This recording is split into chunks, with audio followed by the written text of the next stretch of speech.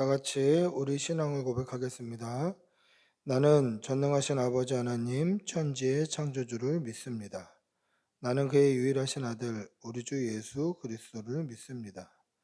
그는 성령으로 잉태되어 동정녀 마리아에게서 나시고 본디오 빌라도에게 고난을 받아 십자가에 못 박혀 죽으시고 장사된 지 4일 만에 죽은 자 가운데서 다시 살아나셨으며 하늘에 오르시어 전능하신 아버지 하나님 우편에 앉아 계시다가 거기로부터 살아있는 자와 죽은 자를 심판하러 오십니다.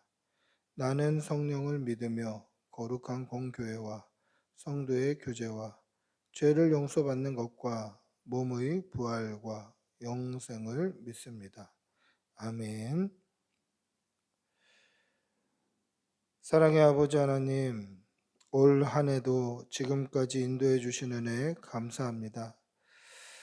이제 올 한 해도 거의 끝나가고 있는데 하나님께서 은혜 가운데 지금까지 인도하신 것처럼 우리의 남은 날도 인도하여 주시고 2025년 한 해 잘 마무리할 수 있도록 은혜를 덧입혀 주시옵소서.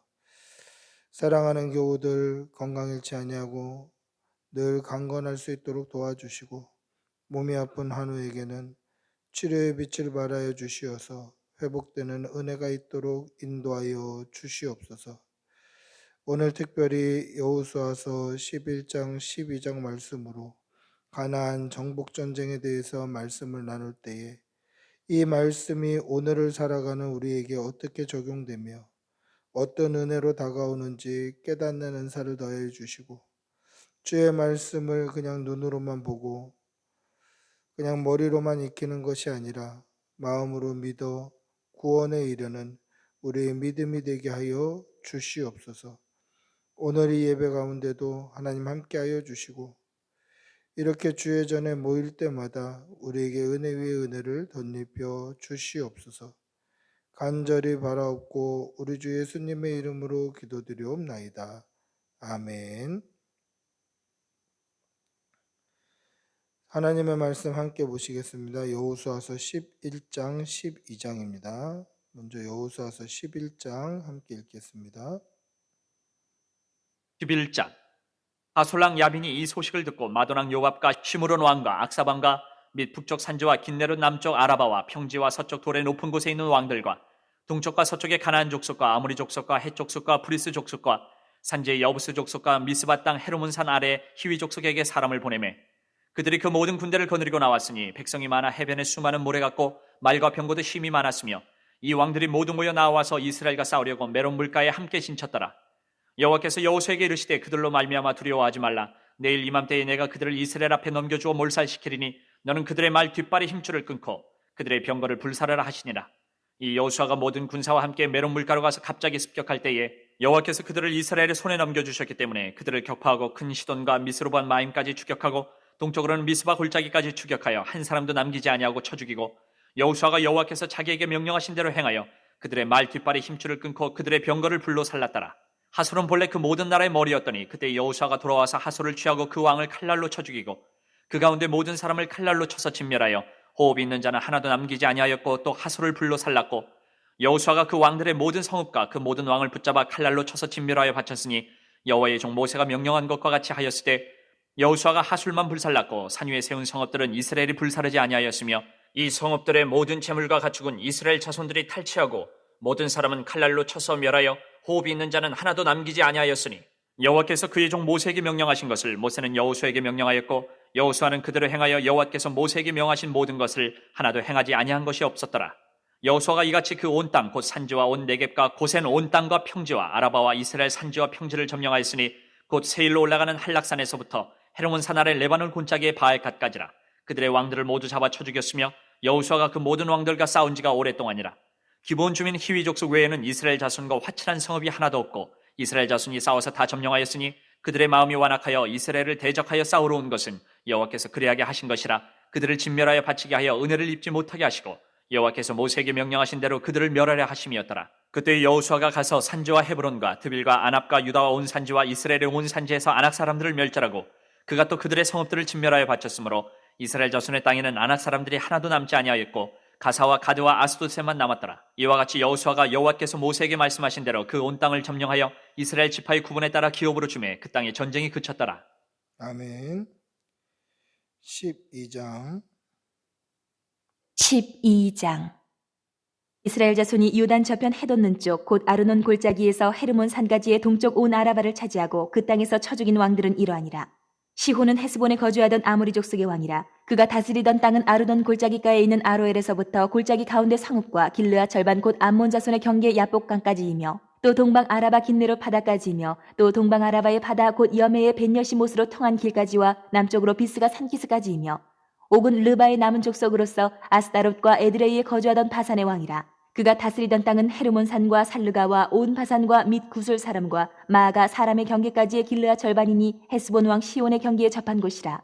여호와의 종 모세와 이스라엘 자손이 그들을 치고 여호와의 종 모세가 그 땅을 르우벤 사람과 갓 사람과 므낫세 반 지파에게 기업으로 주었더라. 여호수아가 이스라엘 자손이 요단 이편 곧 서쪽 레바논 골짜기의 바알갓에서부터 세일로 올라가는 곳 한락산까지 쳐서 멸한 그 땅의 왕들은 이러하니라. 그 땅을 여호수아가 이스라엘의 지파들에게 구분에 따라 소유로 주었으니 곧 산지와 평지와 아라바와 경사지와 광야와 네겝 곧 헷 족속과 아모리 족속과 가나안 족속과 브리스 족속과 히위 족속과 여부스 족속의 땅이라. 하나는 여리고 왕이요 하나는 베델 곁의 아이 왕이요 하나는 예루살렘 왕이요 하나는 헤브론 왕이요 하나는 야르무드 왕이요 하나는 라기스 왕이요 하나는 에글론 왕이요 하나는 게셀 왕이요 하나는 드빌 왕이요 하나는 게델 왕이요 하나는 호르마 왕이요 하나는 아랏 왕이요 하나는 림나 왕이요 하나는 아둘람 왕이요 하나는 막게다 왕이요 하나는 베델 왕이요 하나는 답부아 왕이요 하나는 헤벨 왕이요 하나는 아벡 왕이요 하나는 라사론 왕이요 하나는 마돈 왕이요 하나는 하솔 왕이요 하나는 시므론 무론 왕이요 하나는 악삽 왕이요 하나는 다아낙 왕이요 하나는 무깃도 왕이요 하나는 게데스 왕이요 하나는 갈멜의 용느암 왕이요 하나는 돌의 높은 곳의 돌 왕이요 하나는 길갈의 고임 왕이요 하나는 디르사 왕이라. 모두 31왕이었더라. 아멘.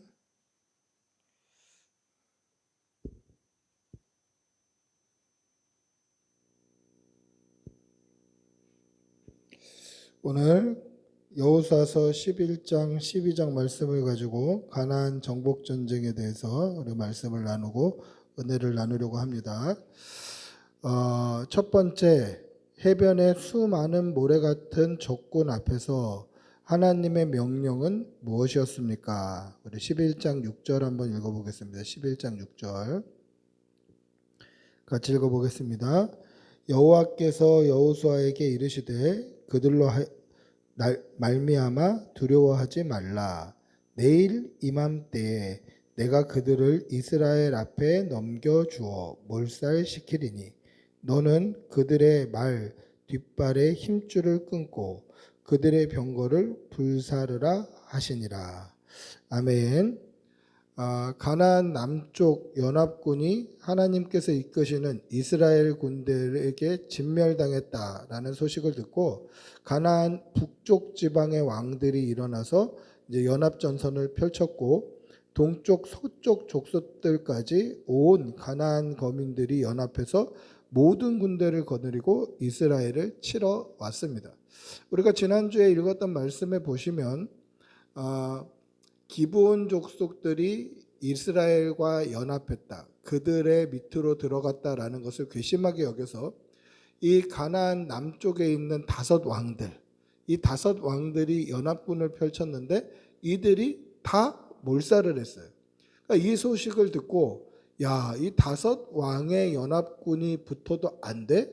그러면 우리가 동쪽, 서쪽, 북쪽, 그러니까 남쪽 연합군들, 이 남쪽 땅이 완전히 진멸되었는데 이 남쪽에 있는 연합군들 외에 북쪽, 동쪽, 서쪽에 있는 모든 족속이 이제 연합해서 치고 들어오는 거예요. 이 숫자가 얼마나 많았던지 11장 4절에 보면 뭐라고 표현합니까? 백성이 많아 해변에 수많은 모래 같고 말과 병거도 심히 많았으며 라고 묘사합니다. 해변에 수많은 모래 같은 적군과 전쟁을 앞두고 있는 이 여호수아의 마음이 어땠을까요? 여러분 바닷가에서 모래를 쫙 보면 마음이 어떻습니까? 마음이 편안하죠. 또 모래의 그 느낌이나 또 따뜻한 햇살이나 이런 것들이 좀 편안합니다. 근데 그 모래가 다 만약에 우리에게 해를 끼치는 해충이라고 한번 생각해 보십시오. 바퀴벌레나 때로는 개미나 아니면 벌떼나 이러면 그 모래 같은 것을 모래로 볼 때에는 마음이 편안했지만 해충으로 볼 때 이것이 뭐 벌레고 뭐 벌이고 개미고 뭐 이런 해충으로 볼 때에는 어마어마하게 징그럽잖아요. 두렵기도 하잖아요. 그런데 이게 벌레 같아도 징그럽고 두렵고 공포감이 오는데 이것이 그 정도 수준이 아니라 바다의 모래와 같이 해변의 모래와 같이 적군들이 있었다. 얼마나 낙심이 될까요? 얼마나 두려움이 있었겠습니까? 이러한 두려움 앞에 하나님께서는 뭐라고 말씀하셨을까요? 하나님께서 이렇게 말씀하십니다. 그들로 말미암아 두려워하지 말라. 내일 이맘때에 내가 그들을 이스라엘 앞에 넘겨주어 몰살시키리니 너는 그들의 말 뒷발에 힘줄을 끊고 그들의 병거를 불사르라. 그들을 몰살시킬 테니 그들의 말의 뒷발에 힘줄을 끊어라. 이건 뭡니까? 말은 기동력이 있는데 그 기동력을 잃어버리게 만드는 거예요. 그리고 병거들을 불살라라. 그럼 힘줄이 끊겼으니까 말이 그 마차, 이 지금으로 치면 마치 이런 전차와 같은 그런 전차를 무력화시켜라. 하나님께서 그렇게 말씀을 하시는 것입니다. 눈앞의 현실은 어떻습니까? 눈앞의 현실은 해변의 모래 같은 적군이에요. 이것이 해충이라고 해도 징그럽고 힘들고 아프고 두려운데 나를 죽이려고 하는 적군이 지금 해변의 모래 같은 거예요. 눈에 보이는 현실은 그렇습니다. 해변의 모래 같은 적군이 지금 나를 치러 올라오려고 뭐 웅성웅성하고 두글두글하는 거예요. 조용히 있어도 그 사람의 소리에서 나오는 그 에너지가 얼마나 공포스럽게 다가왔을까요? 눈에 보이는 현실은 해변의 모래 같은 적군입니다. 그런데 하나님께서 주시는 말씀은 이들을 몰살시키시겠다라는 말씀이에요. 현실과 하나님의 말씀의 괴리가 있죠. 눈에 보이는 현실은 해변의 모래 같은 적군인데 하나님의 말씀은 이들을 몰살시키겠다. 여러분, 현실과 하나님의 말씀이 괴리가 생길 때 우리가 무엇을 따라가야 됩니까? 현실을 따라가야 되나요? 눈에 보이는 현실이니까 이게 팩트지 않냐? 이게 사실이지 않냐? 보이지 않는 하나님이 주시는 마음보다 눈에 보이는 현실이 이게 변하지 않는 진리 아니냐? 과연 그렇습니까? 그렇지 않습니다. 변하지 않는 진리는 하나님의 말씀임을 믿으시기 바랍니다. 지금 가나안 연합군은 하나님의 심판대 앞에 서 있는 죄인일 뿐이에요. 그들이 해변에 모래같이 많다 할지라도 그들은 하나님의 심판대 앞에 서 있는 죄인일 뿐입니다. 이스라엘 백성들을 하나님께서 들어서 그들을 심판하시는 하나님의 칼, 하나님의 심판의 도구로 사용하시는 거예요. 그러면 그들은 몰살하는 것입니다. 중요한 것은 눈앞에 많은 군대가 아니라 하나님의 말씀이다라는 거죠. 여러분, 눈앞에 있는 현실은 절망적일지라도 하나님께 기도하여 매달리는 성도들이 되시기를 바랍니다. 눈앞에 있는 현실은 해변의 모래 같은 적군일지라도 하나님께서 말씀하시고 숨 불어 넣어주시면 이 모든 문제가 몰살됨을 믿으시기 바랍니다. 오직 믿음으로 날마다 담대히 살아가는 성도들이 되시기를 바랍니다. 만약에 이 사실을 잊어버리면, 이 사실을 믿지 아니하면 우리가 만나는 수많은 문제 앞에 무릎 꿇을 수밖에 없어요. 그러니까 눈에 보이는 문제 앞에 우리는 절망하며 낙심하며 불평하며 낙담할 수밖에 없어요. 그러나 하나님께서 강대하시고 하나님께서 우리를 지키신다는 이 믿음이 있으면 눈앞에 어떤 현실이 펼쳐진다 할지라도 우리는 믿음으로 이겨낼 수 있게 되는 것입니다. 날마다 믿음 붙들고 이 세상을 이겨내가는 그러한 성도들이 되시기를 축복하고 기도합니다. 두 번째, 하나님의 말씀이 어떻게 여호수아에게 전달되었습니까? 11장 14절에서 15절 한번 읽어볼까요? 11장 14절 15절입니다. 같이 읽어보겠습니다. 이 성읍들의 모든 재물과 가축은 이스라엘 자손들이 탈취하고 모든 사람은 칼날로 쳐서 멸하여 호흡이 있는 자는 하나도 남기지 아니하였으니 여호와께서 그의 종 모세에게 명령하신 것을 모세는 여호수아에게 명령하였고 여호수아는 그대로 행하여 여호와께서 모세에게 명하신 모든 것을 하나도 행하지 아니한 것이 없었더라. 할렐루야. 하나님의 말씀이 어떻게 여호수아에게 전달되었습니까? 그것은 하나님의 말씀이 모세에게 전달되었고 모세는 그 말씀을 하나도 땅에 떨어뜨리지 아니하고 여호수아에게 전달했어요. 그리고 여호수아는 그 말씀을 행한 겁니다. 그러니까 결과적으로 봤을 때 하나님의 말씀이 여호수아를 통해서 온전히 이루어지는 역사를 보게 된 거예요. 자, 그 중간에 모세가 있습니다. 하나님과 여호수아 사이에 이 말씀의 중보자가 바로 모세였습니다. 근데 하나님의 말씀이 여호수아를 통해서 온전히 이루어지려면 어떻게 해야 될까요? 모세는 하나님의 말씀을 듣고 그대로 여호수아에게 전달해야 되는 거예요. 이게 중요합니다. 하나님의 말씀을 듣고 거기에 모세의 생각이나 모세의 판단이나 모세가 가지고 있는 신앙의 지식이나 학문적인 것들을 섞을 필요가 없었던 거예요. 하나님의 말씀을 모세가 받아서 그 말씀을 여호수아에게 그대로 온전히 전했다라는 게 중요한 거예요. 이 말씀을 더 쉽게 말하면 모세는 하나님의 말씀에 충성했다라는 거예요.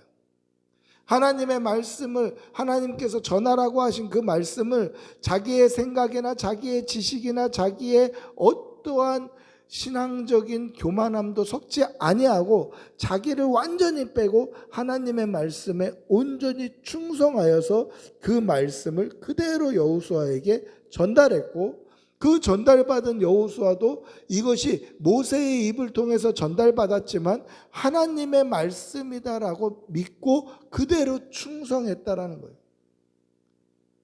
여러분, 하나님의 말씀에 온전히 충성하니까 중간에 모세라는 전달자가 있었음에도 불구하고 이 하나님의 말씀이 여호수아에게 그대로 전달되었고 여호수아는 하나님의 말씀에 온전히 충성하고 순종할 수 있게 된 것입니다.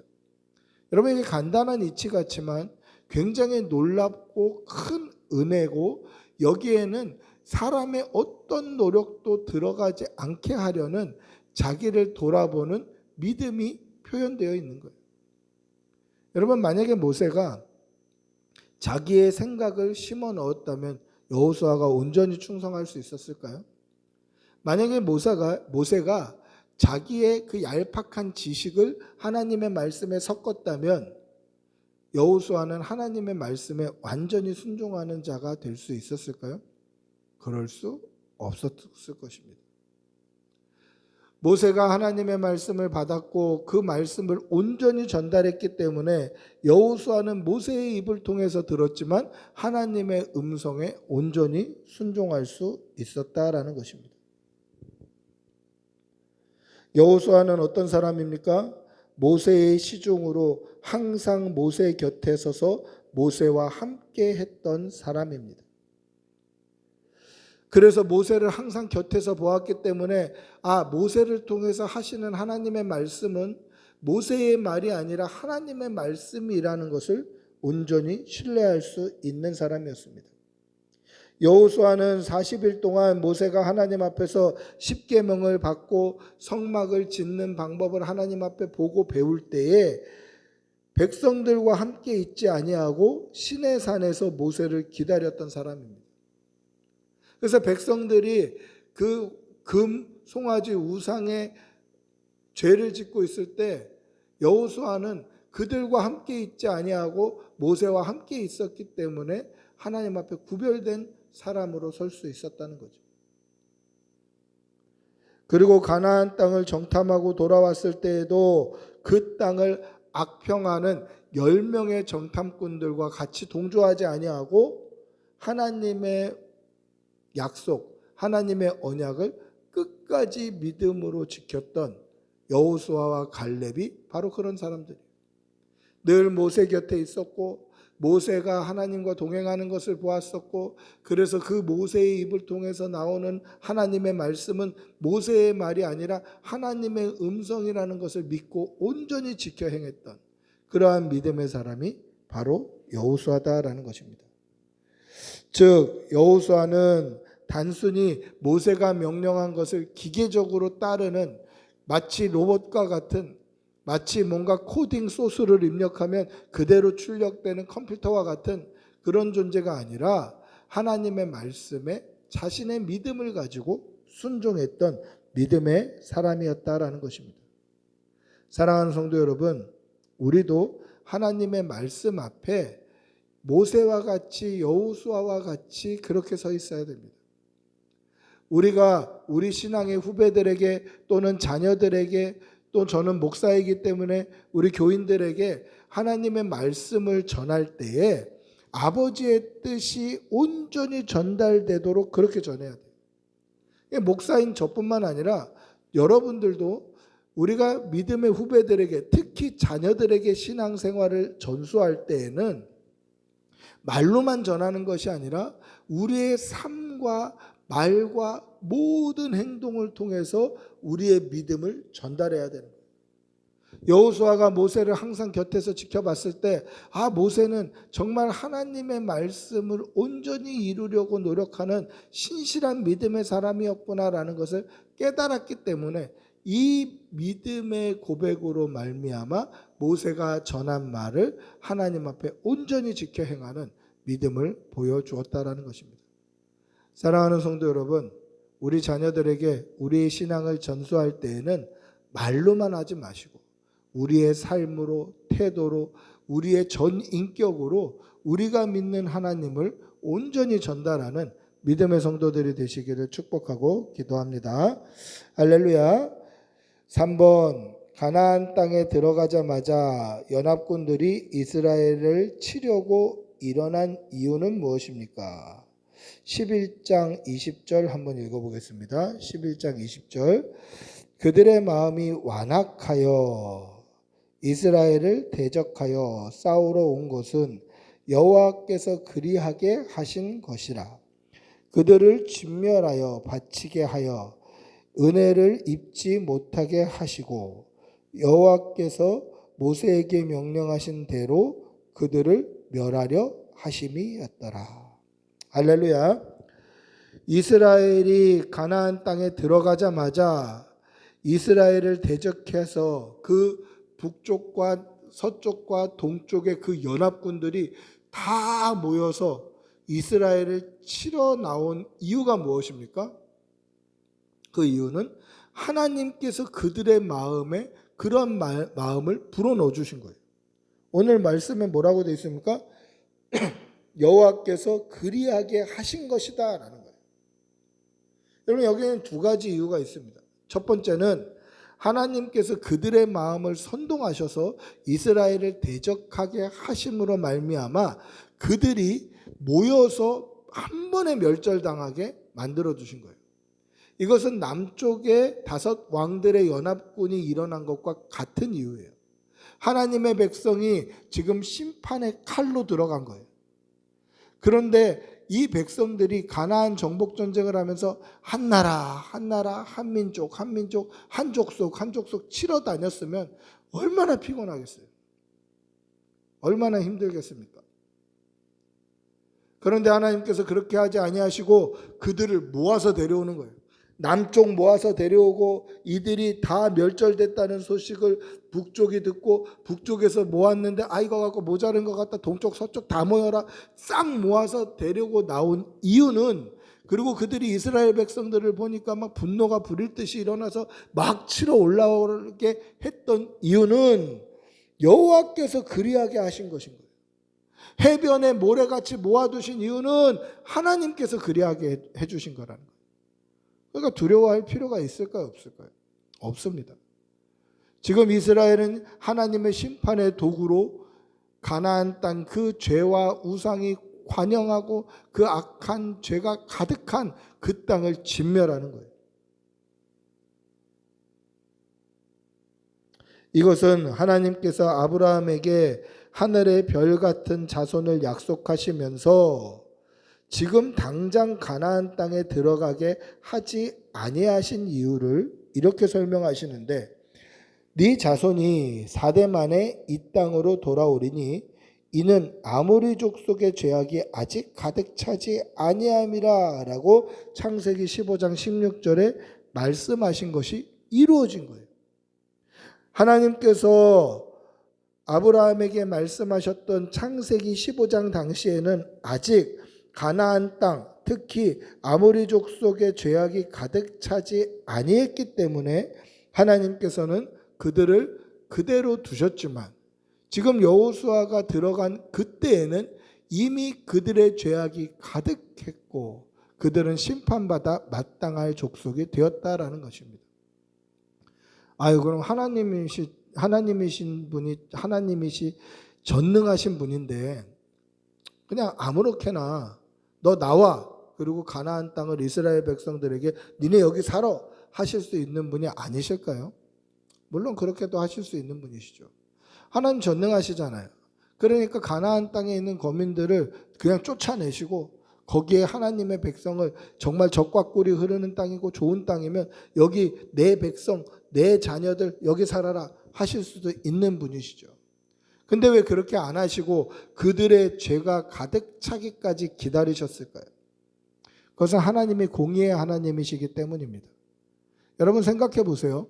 하나님은 전능하신 하나님이시지만 동시에 공의의 하나님이시고 사랑의 하나님이셔요.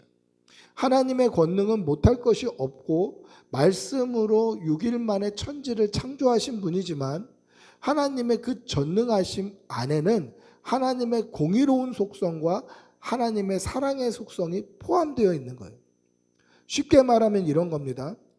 만약에 약속의 땅 가나안에 그 젖과 꿀이 흐르고 그 좋은 땅에 하나님의 백성인 이스라엘 백성들을 살게 하시려고 하나님께서 아무 이유 없이 그 땅에 잘 살고 있는 가나안 족속들을 쫓아내시면서 하나님의 백성이니까 좋은 땅 살아야 돼, 니네들은 나쁜 땅 살아, 이렇게 쫓아내시면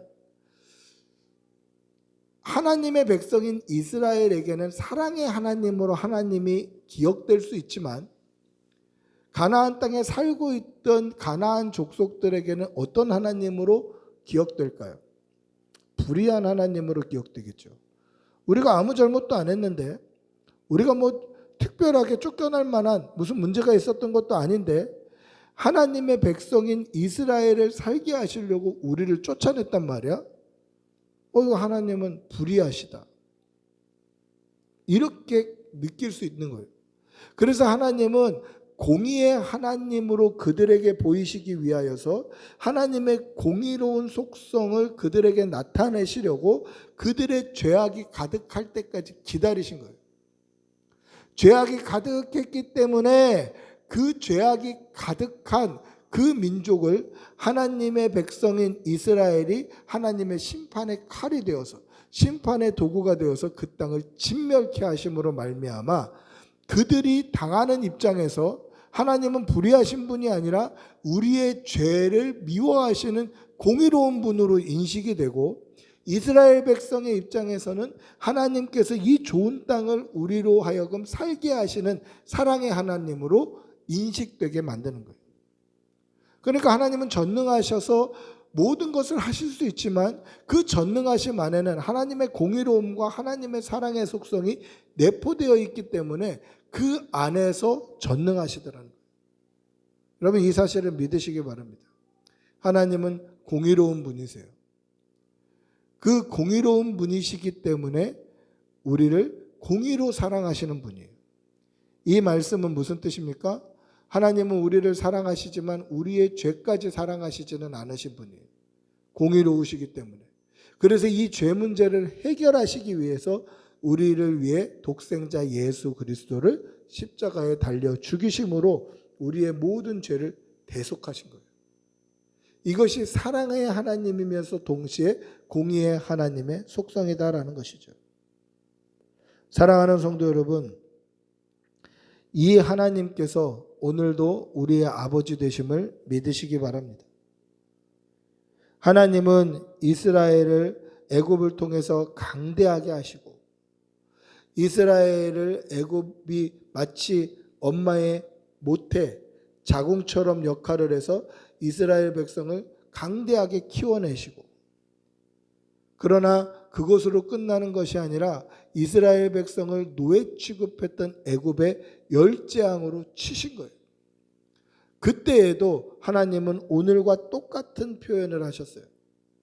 물론 워딩은 좀 다를 수 있습니다만 같은 의미예요. 이스라엘의 열재앙을 내리시기로 이미 하나님은 작정하신 거예요. 그리고 그 열재앙은 애굽의 우상들을 깨시는 하나님의 공의의 심판이었고, 그때에 바로가 마음을 돌이켜서 하나님 앞에 돌아오려고 할 때 하나님께서는 그 마음을 강팍하게 하셔서, 그 마음을 완악하게 하셔서 열재앙을 다 맞도록 내버려 두시는 거예요. 이것이 공의의 하나님의 심판이다라는 거죠. 그런데 하나님은 동시에 사랑의 하나님이십니다. 하나님을 믿는 성도들이 그대로 멸망당하지 아니하도록 독생자 예수님을 주셔서 우리를 구원하시는 분이에요. 이 사랑의 하나님, 또 동시에 공의의 하나님의 그 은혜를 날마다 깨닫고 마음으로 믿고 구원을 받는 성도들이 되시기를 축복하고 기도합니다. 마지막 네 번째, 하나님께서 이스라엘 백성을 통해서 가나안 땅에 행하신 일은 무엇입니까? 12장 7절 8절 읽어보겠습니다. 12장 7절 8절입니다. 같이 읽어봅니다. 여호수아와 이스라엘 자손이 요단 이편 곧 서쪽 레바논 골짜기의 바알갓에서부터 세일로 올라가는 곳 할락산까지 쳐서 멸한 그 땅의 왕들은 이러하니라. 그 땅을 여호수아가 이스라엘 지파 애들에게 구분에 따라 소유로 주었으니 곧 산지와 평지와 아라바와 경사지와 광야와 네겝 곧 헷 족속과 아모리 족속과 가나안 족속과 브리스 족속과 히위 족속과 여부스 족속의 땅이라. 하나님이 이스라엘 백성을 통해서 가나안 땅에 행하신 일은 하나님께서 아브라함에게 약속하신 가나안 땅에 아브라함의 후손들이 들어가 그 땅을 차지하여 살게 될 것이다 라는 이 약속을 정확하게 이루어 주신 것입니다.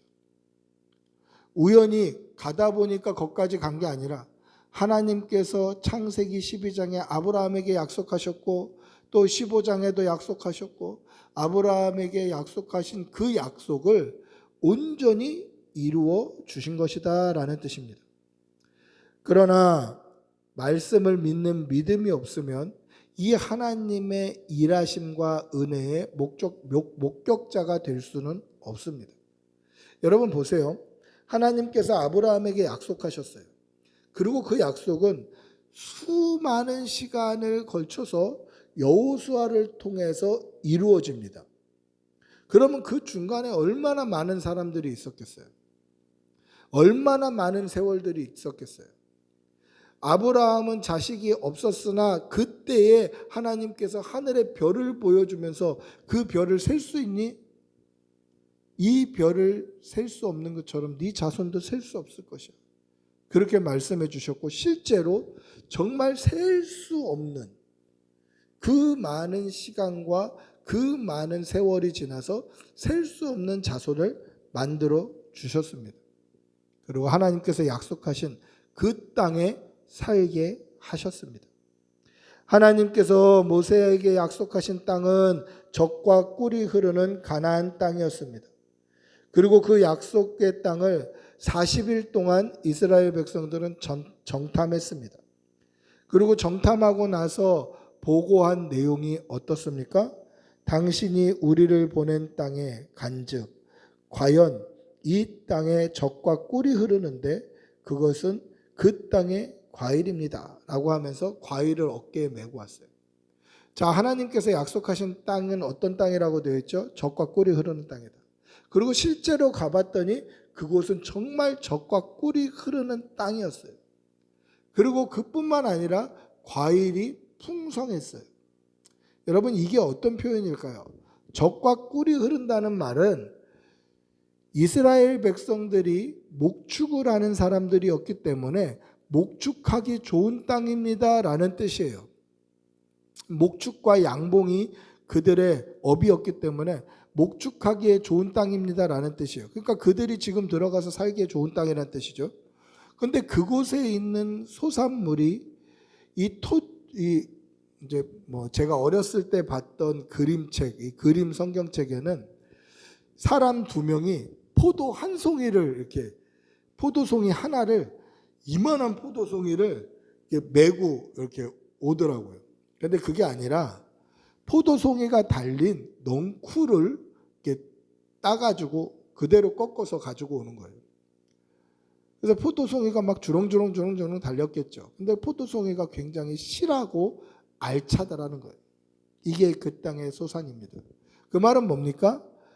지금 이스라엘 백성들이 목축을 하고 있는데 이 목축하기에 좋은 땅이고 첫째, 두 번째는 들어가서 정착하면 목축만 하는 것이 아니라 농경도 하게 될 텐데 농경하기에도 좋은 땅이라는 거예요.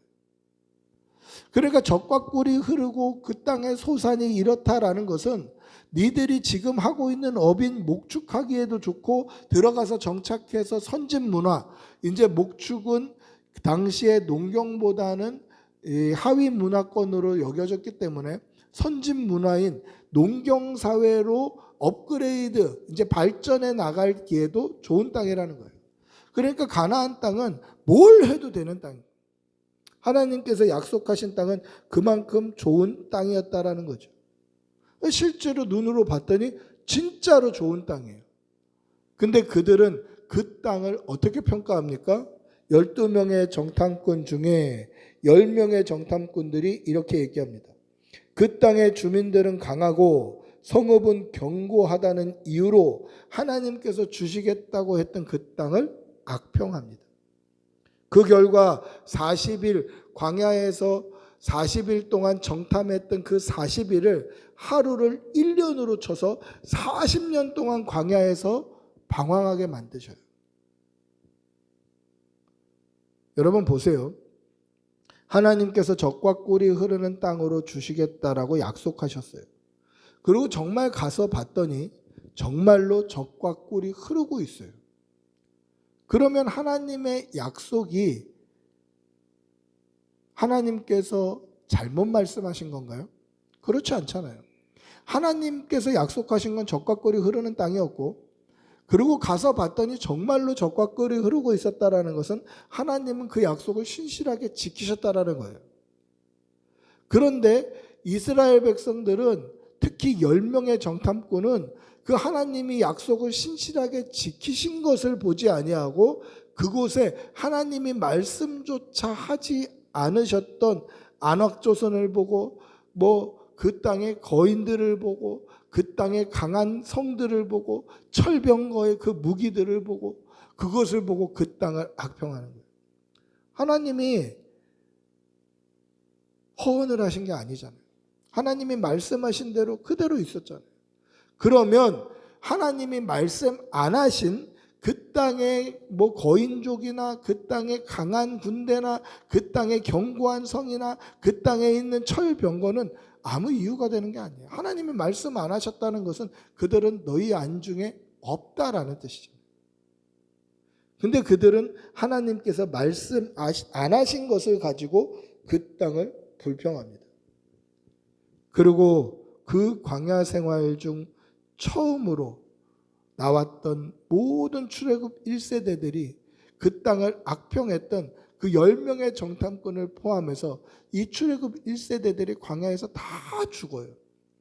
그러나 유일하게 두 사람 여호수아와 갈렙 그 땅을 끝까지 하나님이 주신 땅으로 온전히 믿었던 이 두 사람들, 우리가 죄 짓지 말자, 아이 저 사람들 저렇게 강대하고 키가 큰데 저 사람들 옆에 서 보니까 우리가 메뚜기 같던데 그 사람들이 보기에도 우리가 메뚜기처럼 보일 거다 라고 악평하는 10명의 정탐꾼과 다르게 여호수아와 갈렙은 뭐라고 이야기합니까? 그들은 우리의 밥이라, 하나님이 우리와 함께 하시니 가서 치자 라고 얘기하자 백성들이 돌을 들여서 여호수아와 갈렙을 치려고. 이 두 사람만이 그 땅을 들어가더라는 거예요. 여러분, 이게 왜 중요합니까? 하나님께서 약속하신 대로 그 땅이 진짜로 있었어요. 그 하나님의 약속을 실제로 경험한 사람은 그 많은 사람들이 다 경험한 것이 아니라 출애굽할 때 1세대들, 출애굽했을 때 20살 이상으로 계수함을 받은 이 사람들은 광야에서 다 죽고, 지금 남아있는 출애굽 2세대들, 약속의 땅 가나안 땅에 들어가는 사람들은 나올 때 성인이 아니었거나 아니면 광야에서 태어난 그런 자녀들이 이제 성인이 되어서 약속의 땅 가나안으로 들어가게 되는데, 이들 외에 1세대 중에서 유일하게 여호수아와 갈렙만이 하나님의 약속을 눈으로 확인하게 된 거예요. 여러분, 이게 왜 중요하냐면 하나님의 약속의 말씀을 믿는 믿음이 없으면 하나님이 약속하신 그 약속을 내가 내 눈으로 보지 못한다는 거예요. 출애굽 1세대 중에 하나님의 약속을 온전히 믿었던 두 사람, 여호수아와 갈렙만이 그 약속의 말씀을 눈으로 확인하고 경험하는 거예요. 그럼 이것을 오늘 우리의 신앙에 적용해 보면 어떨까요? 우리가 하나님의 말씀을 믿는다라고 했을 때 이 약속의 말씀, 하나님의 말씀을 온전히 믿지 아니하면, 우리가 이 땅에서 열심히 신앙생활한다고 하지만 이 온전한 믿음이 없다면 하나님의 약속의 말씀을 우리가 눈으로 확인하고 목격하고 체험할 수 없다는 거예요. 예수 그리스도 십자가를 믿으면 영생을 얻는다라고 하는 이 복음을 우리가 온전히 믿지 아니하면 예수 믿고 영생을 얻는 은혜를 체험하지 못할 수도 있다라는 거예요. 온전한 믿음만이 하나님의 은혜의 체험자가 되고 목격자가 되는 거예요. 여호수아와 갈렙만 실제로 하나님이 약속하신 그 은혜를 체험했던 것을 말씀을 통해서 보여주시잖아요. 그럼 어떻게 살아야 됩니까? 예수 믿으면 구원받고 영원한 생명을 얻고 영생을 얻어서 그 믿음으로 말미암아 영원한 천국에 우리가 들어간다라는 이 믿음이 입으로만 하는 것이 아니라, 생각으로만 또는 지식으로만 하는 것이 아니라 우리의 마음에 온전한 믿음이 되어서 이 믿음 가지고,